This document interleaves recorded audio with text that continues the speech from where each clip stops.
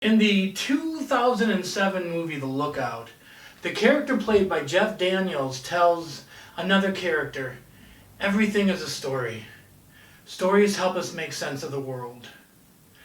Welcome to the next installment of Crucify Your Mind, a metaphysical interpretation of the final week of Jesus' life through the lens of the lyrics of the songs Crucify by Tori Amos and Crucify Your Mind by Detroit's own Rodriguez. My name is Michael Capato, and I'm a Unity New Thought minister in Detroit. Every year during this special week, people from around the globe, from every walk of life and faith persuasion, bear witness to one of the most deeply profound, moving, and significant stories in our collective history. The story of Jesus' triumphant entry into Jerusalem, his confrontation with and by the religious leaders of the land, his ultimate betrayal, the final intimate moments with his disciples, his arrest, his trial and crucifixion, and ultimately his glorious resurrection, to me compresses every other of Jesus' teachings into one intense cramming session for the disciples and for us as well. I've said it many times, probably as long as I've been a minister, that if the Gospels are the textbook for spiritual living, then the story of Holy Week is the Cliff Notes version, or maybe the executive summary. I believe wholeheartedly that this story is not only about Jesus, but us too. I believe it helps us to make sense of our world as well. That is why, for good reason, we call it the greatest story ever told. So it's Holy or Fig Tuesday in the final week of Jesus' life, and it is one of the busiest and challenging days for Jesus and the disciples so far. It's a dense day with the main set pieces or events attached to it, 3 of them. 1, Jesus withering the fig tree, or in some versions seeing the results of his tantrum at the fig tree from yesterday. 2, the Pharisees and Sadducees in the temple questioning the authority of Jesus. And finally in the evening, what is known as the Olivet Discourse to Theologians, or to you and me, it's the time an already pretty frustrated and tired Jesus and the disciples sat in the olive grove and he told them stories about the end times that confused and scared the crap out of them. In fact, there's so much happening in the narrative, I could probably do hours of talk just on one part of today, like one of the parables he told his disciples, and probably confuse myself and you as well. But to me, the biggest message of today is that it isn't going to be as easy as we think it is, for Jesus or for us. Holy Week starts on a high, with a celebration of lots of positive feelings. And on Holy Monday, Jesus in the temple kicked ass, literally. We felt high on the hope that there's a way out of whatever situation we're in. And we started to clean house both mentally and physically. We've kicked out some of the thoughts and behaviors or even negative relationships that were holding us down in our lives. It all seems rosy at first. We and Jesus have taken a couple of big steps forward. But then reality sets in. And Jesus starts to realize there's actually work involved in changing the consciousness of the people, including his disciples. That's not too unlike what happens when we embark on the spiritual path, or when we start to feel better about a situation or a problem. Like we feel maybe there really is a solution, a way out.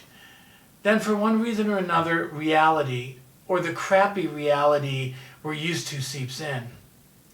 Maybe something new goes wrong on top of everything else we're dealing with, the literal straw that broke the camel's back. Or maybe someone says something about your issue or your new path to betterment and harshes your buzz. Then all the old fears, the old tapes, they start playing again. If you're in any form of recovery, you may be familiar with the pink cloud experience, either from meetings or you've been there yourself. Living in some form of addiction or a negative situation like depression causes so much pain, hurt, and grief that often it's assumed that in recovery everything will be different. everything will be instantly better, that nothing bad will ever happen to us again. In early recovery, people often experience a mixture of highs and lows as they gradually adjust to living a life without the influence of whatever their addiction is. Sometimes, though, especially as we begin to be around positive people, a euphoria known as the pink cloud kicks in. The pink cloud is a term that originated in AA, and although the term's not used in the big book, it is something that most recovering alcoholics or addicts are aware of. The pink cloud is often sometimes referred to as the honeymoon phase too. During this time, we may feel happy, confident, successful. Essentially, we feel like we're floating on a pink cloud, hence the name. We can finally begin to see and think clearly. It's like that first breath of fresh air. When you get that good dose of oxygen, it kind of makes you high. But like with any high, there's usually a crash. Although I don't talk about it in this series, it's a big part of why I'm a minister and why I'm even on a spiritual journey. My recovery is from suicidal depression in my teens and my late 20s. It was around my 30th birthday that I began my recovery work. I got help, I got hobbies, I made friends, I found my creative and especially spiritual side. I was active in a church. Everything was definitely pink and rosy for several weeks, maybe even a couple of months, until my car broke down. And it was like, oh my God, I thought once this God, recovery, spiritual stuff started, my life would never be bad again. And I started thinking, here we go, same shit, different day. I'm sure some of you can relate, especially any of you who might be in recovery for a while, and remember the first time you fell off your pink cloud. Hopefully you didn't fall off the wagon then too. So that's what's happening at this point to Jesus, and especially metaphysically to us as the week progresses. After the happy dance of Sunday, reality is starting to set in.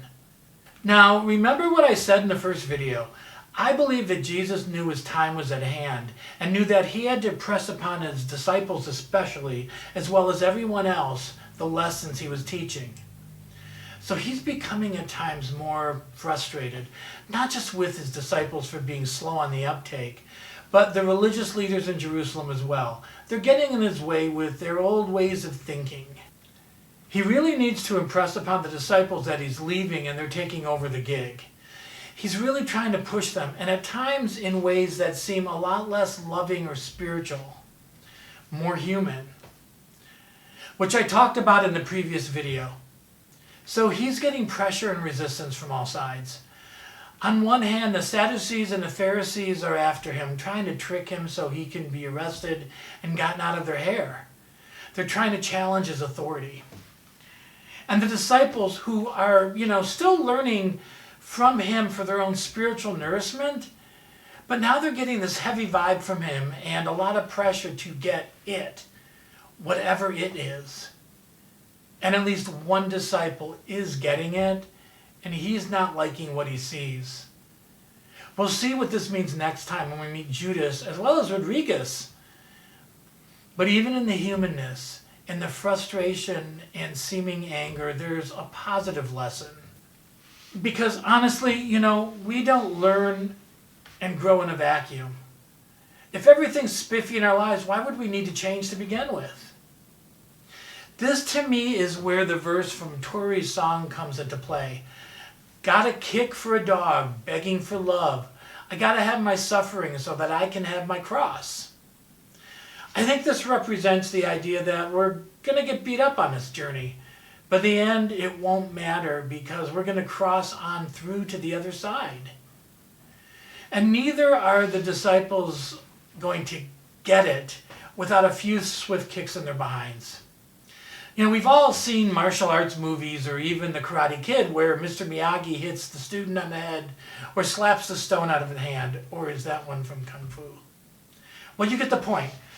You've got to crack a few eggs to make an omelet. So now let's take a look at what both those groups represent in the land inside our skulls. The Sadducees and the Pharisees represent the religious concepts of the intellect. The Sadducees were a religious sect of Jews with strong materialistic beliefs, and the Pharisees were formalists, legalists without spiritual understanding. You know, there are modern day examples of both of these that exist today in various guises in all religions, as the hard-lined, fundamentalist, narrow-minded, and sadly, often the loudest voices of their represented religions.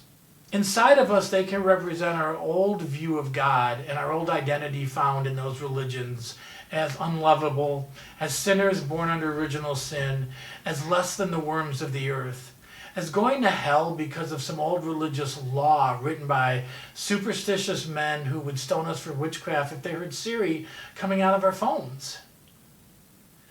So these are the ones who are clashing with Jesus, and by inference, what would become the New Testament God of love.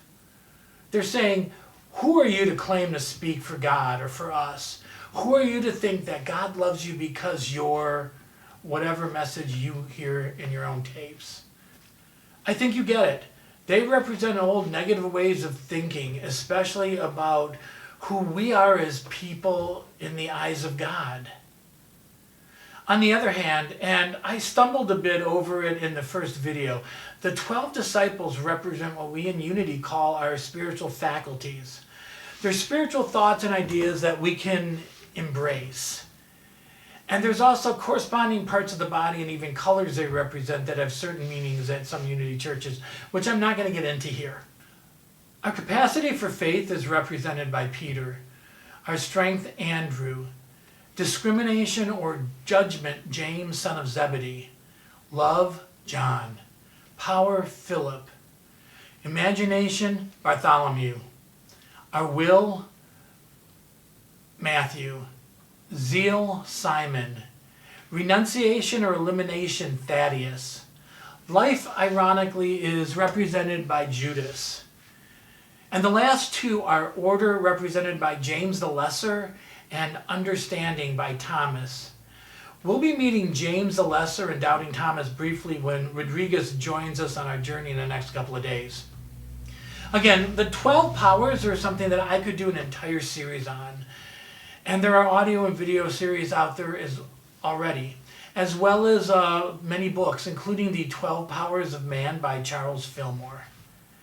One thing of note, I used the term capacity earlier, because they can exist in us on a spectrum of different levels of strength or energy from one moment to another, depending on the situation. For example, one moment, our faith can be rock solid and steady, and then it can be shattered. Peter walking on water is a good metaphysical example I use repeatedly, because Peter did walk on water, for a few steps at least. This is why, at this point, they're initially disciples in us. As we grow spiritually, hopefully, no matter what situation in our lives happen, they take the lead as our default. And from them, we can act with the highest expression of them. When there's a problem, we can be sure in our faith that we can get through it. And when that happens, when we're actually clicking spiritually, in us, they become apostles, or the ones that can be sent forth and teach others to do likewise. Like I said at the start, there's so much happening today, and to cover it all could take hours. So I'm not going to focus today on the metaphysical specifics of all the parables or all the other events that happened. I have a feeling next Lenten season I might be concentrating on all the things not covered in these videos, like the parables alone. So like and subscribe, people! Instead, I'm going to focus on the overall meaning of one of the most confusing things in the Bible where Jesus is concerned, with the episode with the fig tree. The passage begins in Mark 11:12-14. And the next day, when they went out to Bethany, he became hungry.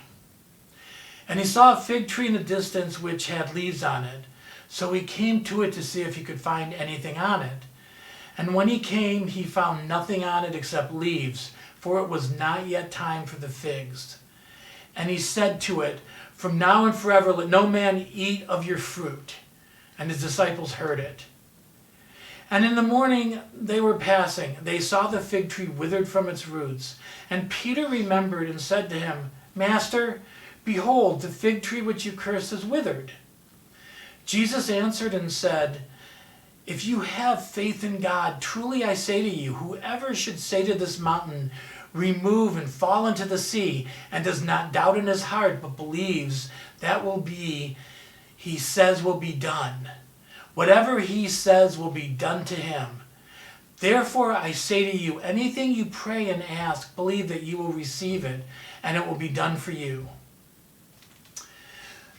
So again, like I mentioned with the cleansing of the temple, there's a lot of confusion around Jesus' behavior because it seems so uncharacteristic of how we spiritual people are thought to behave. And this is why it's important to me that this humanness is shown fully here. When we allow Jesus to be less than perfect, yet no less clear and powerful a teacher, we also give ourselves permission to imperfectly express the spiritual power that's our true identity and learn and grow in the process. Because if Jesus can get angry as a catalyst for change, then we too can, and we should, since we don't grow in a vacuum. Though this incident, more than in the temple, does seem uncharacteristically tantrum-like, Jesus, knowing he only has a few days left of his earthly ministry and anxious to complete his work and ready his disciples, his treatment of the fig tree seems impatient and unfair. And really it is. Jesus had, at this point, achieved a full expression of what we call the Christ consciousness, the divine nature that is his true identity, and ours as well. But he was also fully still human, open to irritation and impatience when he encountered roadblocks to his work, whether from judgmental religious leaders, from a dense bunch of disciples, or from an uncooperative fig tree. So the important lesson lies in what he did with the situation. He turned it into a positive teaching moment to his disciples and to us as well. Let's take a look at this. Now, regardless of the version of the story as to whether he withered the tree on the same day after cleansing the temple or the next morning, the important point is that it occurred after he cleared the temple of the money changers and the animal sellers. When we talked about them as being symbolic in us of starting to empty ourselves of our old stinking thinking, as they say in recovery, those old beliefs about ourselves, about whatever problems we are having. The point is, the temple is empty. When something is empty, it's time to fill it back up. And nature abhors a vacuum. The account states that Jesus went to the fig tree because he was hungry. Metaphysically, the meaning in Scripture is similar to his being hungry after his temptation in the wilderness. It says in Scripture that he left Bethany for Jerusalem. I mentioned before that Jerusalem means the habitation of peace. Well, Bethany is the opposite of that. It's the opposite of peace. It means a place of despair. So what this means is that when we leave that place of despair to enter that peaceful state, often we're hungry for something. Knowledge, insight, wisdom, immediate solutions to the problems. Bethany also means house or place of figs. The Metaphysical Bible Dictionary by Charles Fillmore, one of the co-founders of Unity, says that a characteristic of the fig tree is the moaning, wailing sound of the wind through its foliage. The fig itself leaks drops of gum that resembles tears. So in this case, the fig tree and its fruit represent the tree or source of negative thoughts and behaviors that produce the fruit of misery. It represents those old solutions to problems that just always end up leading to more problems and the same old despair. We call this in Unity error thinking. The tree is out of season. When we're hungry and empty, we don't need those same old answers and beliefs anymore, no matter the temptation or how they present themselves. I mean, as tempting as it is pulling the covers over our head and binge watching Netflix while drinking a bottle of bourbon, it won't fix the problem. And it will just leave us feeling like crap after. Jesus withering it so that it will never bear fruit again is important. It is saying that we need to cauterize this branch of dysfunction from our consciousness so it no longer poisons us. I talked earlier about how the disciples represent various spiritual concepts within us. So pay attention here to the fact that it was Peter, representing faith, who called the attention of Jesus to the withering of the tree. Faith is beginning to creep into our awareness. Faith is saying, hey, maybe with God all things really are possible. Also notice the tree is withered from the roots up, meaning the negative thoughts can be destroyed not just individually, one at a time, but all at once and forever by destroying the very source, the roots of the tree. Then he told his disciples, or our spiritual faculties, that if they had sufficient faith and entertained no doubt, they not only could get rid of thoughts symbolized by a fig tree, but could cause the entire mountain of stinking thinking to be lifted up and cast into the sea. The sea represents divine mind, the divine mind of God. The sea, God's truth of who we are as divine children, would dissolve the mountain of error.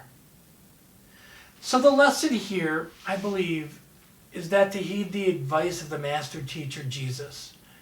Recognize in our own consciousness our own fig trees, those old thoughts and behaviors, those old escape tactics we used to employ in times of trouble that never bore fruit anyway and usually, resulted in more tears and destroy them forever. So that we can stop dwelling in despair and return to our spiritual home of peace. And with that, we'll leave it there for today. If you're liking these videos, please like and share them. I'm not doing these to sell a book, nor am I asking for money. I'm doing these to help you all find some peace and joy during these trying days, and to hopefully give you some ideas and tools and share some approaches to spirituality and religion that you may not be hip to, that may help you on your own spiritual journey. And above all, I want to help make this sacred week more meaningful, more personal for you. So until tomorrow, may you and yours feel the loving presence of the God of your understanding. Goodbye. I suck at this one. I hate this part. I can never do a good ending. I stand there like an idiot.